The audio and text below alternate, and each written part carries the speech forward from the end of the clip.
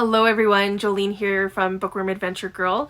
Welcome back. I hope that you are all doing well and that you're getting ready for the holidays.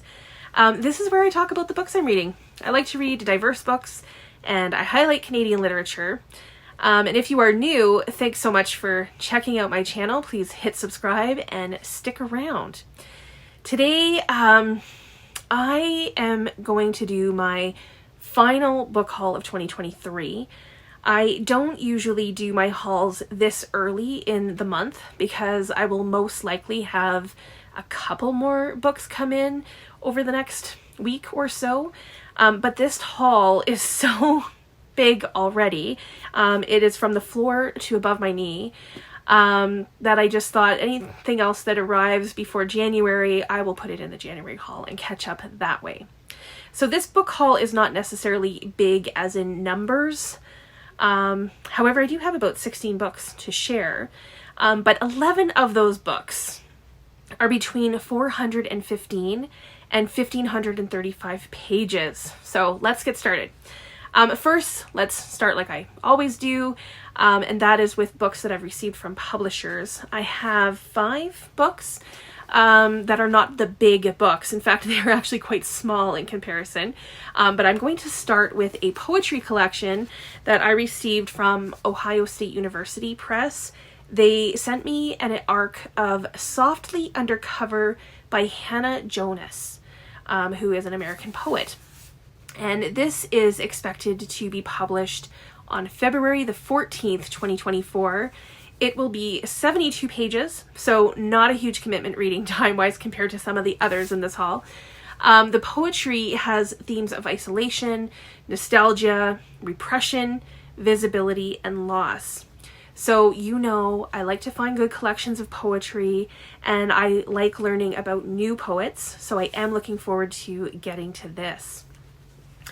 From Zedgy Stories and Tin House Books, I received Village Weavers by Myriam J.A. Chancy. This will be published on April the 2nd, 2024, and it is set in Port-au-Prince in Haiti in the 1940s. It is about 2 families, and specifically the bond of 2 girls from these families. So I think it might be a bit of a coming-of-age story, which I love. It has female friendship, which I love.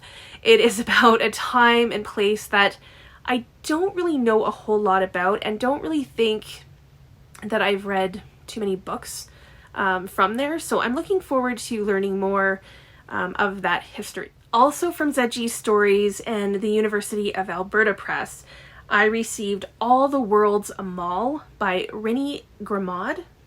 I believe it was translated from the French by Louise von Flowtow, but I could be wrong on the original language.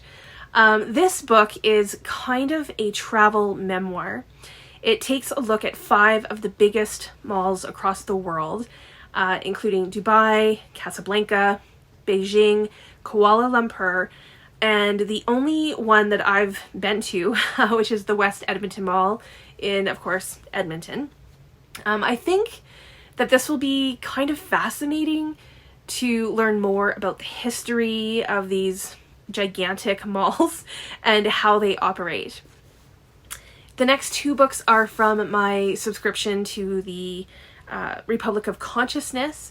And first is As the Eagles Flies by Nolwenn Le Blevennec. And this is translated from the French by Madeleine Rogers. I am intrigued by this because the topic of the book, I would think, is a pretty serious topic. It's about a couple and one of them has an affair. And it seems like the book explores these relationships and the decisions that have to be made. What is intriguing to me is that the people who blurbed the book, a couple of people anyway, they say it is hilarious and made them laugh out loud. So that was not what I was expecting, and now I, of course, want to read it. So what's up with this book? I gotta find out. The next book from the Republic of Consciousness is Sublunar by Harald Voetmann. And this is translated from the Danish by Johanne Sorgenfri Ottosen. I hope that's correct. This is the second book in a trilogy. And I think I have the first one as well. It's called Awake, but I will have to double check my shelves because I would want to read it first. And I haven't gotten to it yet. If I do have it. I think I do. Yeah. This book takes place in the 16th century. And it is about Tycho Brahe. I don't know if that's the name, the right pronunciation of his name. He's a Danish astronomist. And it says that this has a filthy cast of characters. So that has my attention. And it's about a time before the telescope was invented and when plagues were sweeping across Europe. So this cast of characters are concerned about the moon and stars. So this just sounds like maybe a quirky read in many ways, but we will have to see. So now let's take a look at these big books. For me, there's something about immersing myself into a big book, especially if it can really capture me and make me live within its pages. Does that make sense? I am very excited about all of these. I'm going to go through these from least pages to most pages. And I must say that some of these are very deceiving in how they look. I'm going to start with the book that is 415 pages. It is a nonfiction book, and it's Fire Weather by John Vaillant. This book has been on my radar ever since Lindy from Lindy's Magpie Reads talked about it on her channel. This has been getting a lot of attention this year, and it's about the wildfires in 2016 in Fort McMurray, which is in northern Alberta. And over 88,000 people were driven out of their homes. And I remember watching all of this unfold on the news. And now that we live in Alberta, we've been much closer to these wildfires that happen every year. But I think in this book, John Vaillant is going to make some maybe predictions about what is going to happen due to climate change. The next book that I have comes in at just over 502 pages. And it's The Overstory by Richard Powers. This has been on my wish list for so long. I've bypassed it many times and I've avoided the urge to grab it. But this time I was compelled to get it because I don't know anything really about the story.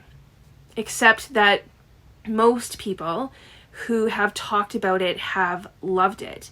And for those of you who know how much I enjoyed Greenwood this year by Michael Christie, when that book was all abuzz because of Canada Reads, many people made comparisons to that book to The Overstory. So that kind of put it up higher on my wish list.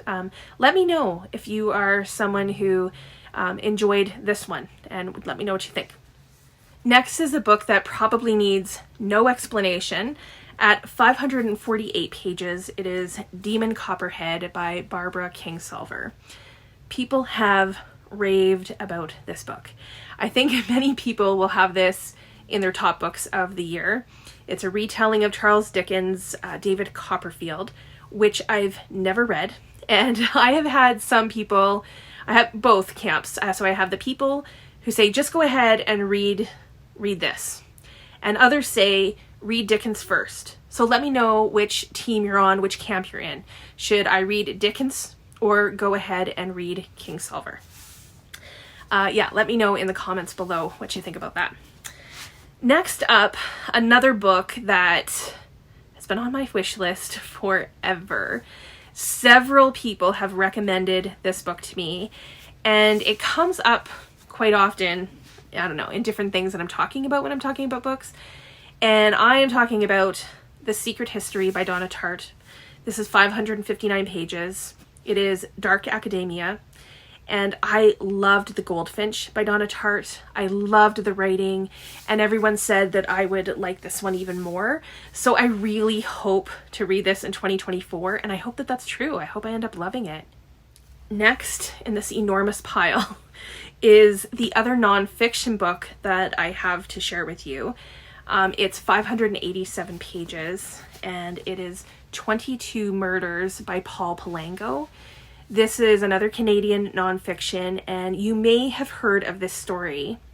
When we were all still in the early days of the pandemic, another thing that happened here in Canada in April of 2020 was the deadliest killing spree in Canadian history. 22 people were killed in Portapique, Nova Scotia. The country was in shock. And there were a lot of questions about how this could happen and why wasn't the shooter stopped sooner. So I think that this is going to be a difficult read, but I would like to learn more about this. Okay, we are getting into the 700 plus page count now. At 724 pages, I have The Covenant of Water by Abraham Verghese, or Verghese, I'm not sure. I have heard mixed reviews about this book, and I'm not gonna lie, this cover is one of the reasons that I felt compelled to buy it. I love this cover. I have had his other novel, Cutting for Stone, on my shelf for years, and I've only heard good things about it, and I really need to read it. So I may still, I think, read that before I get to The Covenant of Water, which I don't know much about, and I'm hoping to go into this relatively blind, because sometimes I enjoy a book more when I do that. What I do know about it are the things that made me think that I would like it, besides the cover. First, it's set in India. It's been described as an epic or family saga, which I love. And it follows 3 generations of a family from 1900 to 1977. And one of the components, I guess, of the book is that in each generation, at least one family member dies of drowning. So that has my attention, and I'm looking forward to seeing how I feel about this book and kind of where I land with it. At 761 pages, I have To Paradise by Hanya Yanagihara. Now, if you've been watching my channel this year, then you know that I read and loved A Little Life by this author. And I mean, I loved it. And it's also a chunky. But I loved every page of it. And sometimes when I love a book so much, it makes me hesitate in reading the follow-up book, like the next book, right? So soon anyway, because it's really hard not to compare, and yet it's a completely different book, and it's not about comparing them. But what I am most interested about with this one in particular is its structure. It's divided into 3 sections, and each section is 100 years apart. So it begins in 1893, then 1993, and then 2003. So now I don't believe it follows the same family like The Covenant of Water, but I am interested in seeing how the characters and themes will be connected. Another book that so many people have raved about, this is 797 pages, and it's The Love Songs of W.E.B. Du Bois, or in Du Bois in French, I know. Some people say Du Bois, I don't know, by Honoré Fanon Jeffers. This is another book that has been described as epic, and I like the concept of this. W.E.B. Du Bois talked about or wrote about race in America and the idea of double consciousness. And he said that every Black American uses double consciousness in order to survive.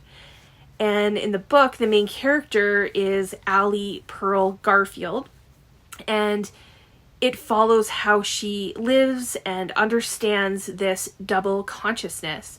and how it impacts her identity and her understanding of herself.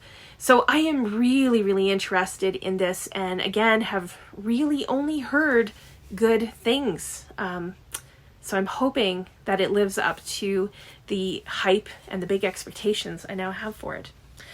Okay, 3 more to go here. At 889 pages, I have The Last Chairlift by John Irving. I love John Irving, and I want to read all of his books. This is his most recently published book, and I've heard him talk about it several times in different interviews, and each time I'm more curious about the book. So it's another book about family, but I think that I'm mostly curious about how he will bring the ghost story into it. The next book is over 900 pages. At 934 pages, I have The Eighth Life by Nino, and I can't say the last name. Hopefully you can see that there. It's translated from the German by Charlotte Collins and Ruth Martin, I think it is. This book people have raved about. And if you know me and you know my obsession for hot chocolate, and that is not an understatement, then you know that when a book is about a secret family recipe for hot chocolate, I have to read it. Maybe I will read this in the colder months when I can consume and enjoy some hot chocolate. Last, but certainly not least, in fact, it's the biggest book on the list. And if I read it, it will be the biggest book I've ever read. I've read a couple of 1,400 plus page books, but this comes in at a whopping 1,535 pages, and it is A Suitable Boy by Vikram Seth. It is enormous. It's huge. It's so big. The story is also set in India. It's also a book about families. It is about Lata and her mother, and they are in search of a suitable boy for Lata to marry. And I think I am really going to like this book. It kind of gives me vibes like A Fine Balance by Rohinton Mystery, which I gobbled up. I loved that book. So, man, this is a big, big book. These are all books that they're huge that I've hauled recently. Please let me know what books that you've hauled that you are excited to get to. Are there any on my list that you've read that you would recommend I start with? Are there any that you are also looking forward to reading? Any that are on your TBR as well? Please let me know. I look forward to chatting with you in the comments. As always, thank you so much for watching. I hope you enjoy the rest of your day, and don't forget to make every day an adventure.